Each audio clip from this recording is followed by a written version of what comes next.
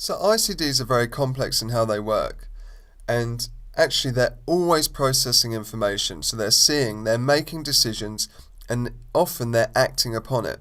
So luckily the devices don't really leave us with blank electrograms for us to guess what the device is thinking.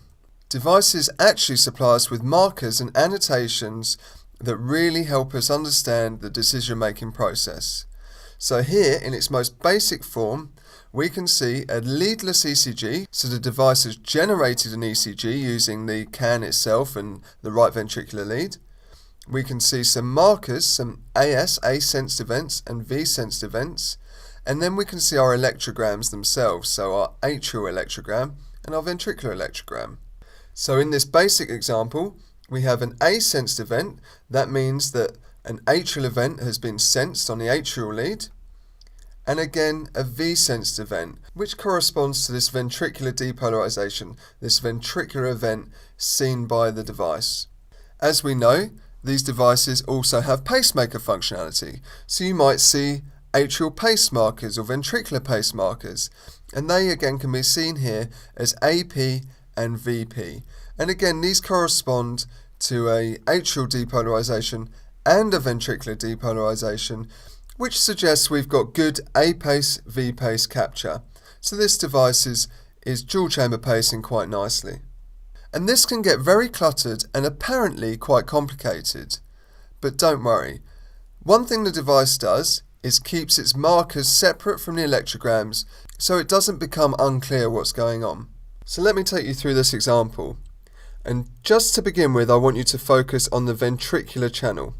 So in particular, these markers along the bottom. Now, we can see from the ventricular electrogram we have some fast events occurring.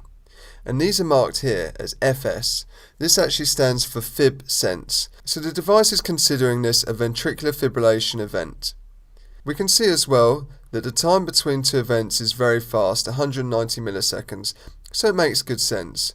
And so the events are marked as FS, fib sense.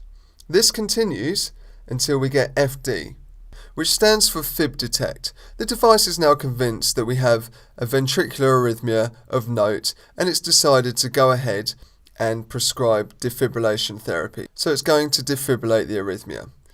At this point, it's interesting to note that the markers change, which could be confusing.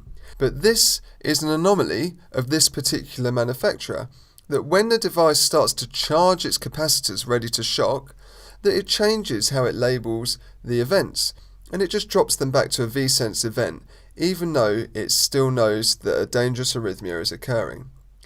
This continues towards the end of the event, where we get this CE marker. That means charge end. So the device is now charged and it's ready to give a shock, in as much the same way that an external defibrillator needs time to charge.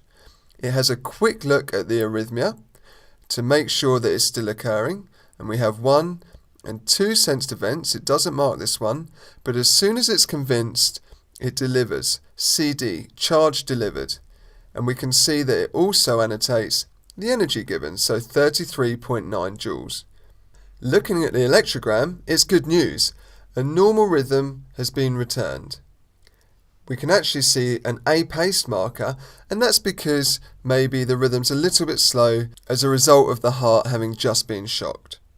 Those of you who are paying particular attention might have noticed that at the beginning of the event we have some unusual atrial markers as well, AB and AR. What this means is atrial blanking and atrial refractory. What happens is, after a ventricular sensed event, different timing cycles are started in the atrial channel. These are called the atrial blanking period and the atrial refractory period. The very fast ventricular rhythm has affected how the atrial events are marked, another way that this can all become confusing. But again, don't worry, the point of this lesson is not so you comprehensively understand every single marker immediately. It's to really drive home that to understand what the device is doing, you have to understand what the markers mean. Now, the problem is they're hugely diverse. I've just put a few more on the screen here. and really annoyingly, is that actually they vary from manufacturer to manufacturer, so different markers can mean the same thing depending on which device you're looking at. But that's the take-home message. If you're really struggling to understand what a device was doing or a device was thinking, then maybe have a step back, double check what the markers mean, and hopefully it will all become perfectly clear. So I hope you liked this video. It was taken from our CME accredited ICD Essentials course. Absolutely make sure to check it out and to register for a free trial account which will give you access to selected lessons in the course. If you want to learn how Medmastery can help you become a great clinician, make sure to watch the About Medmastery video. So take care, and I hope to talk to you soon.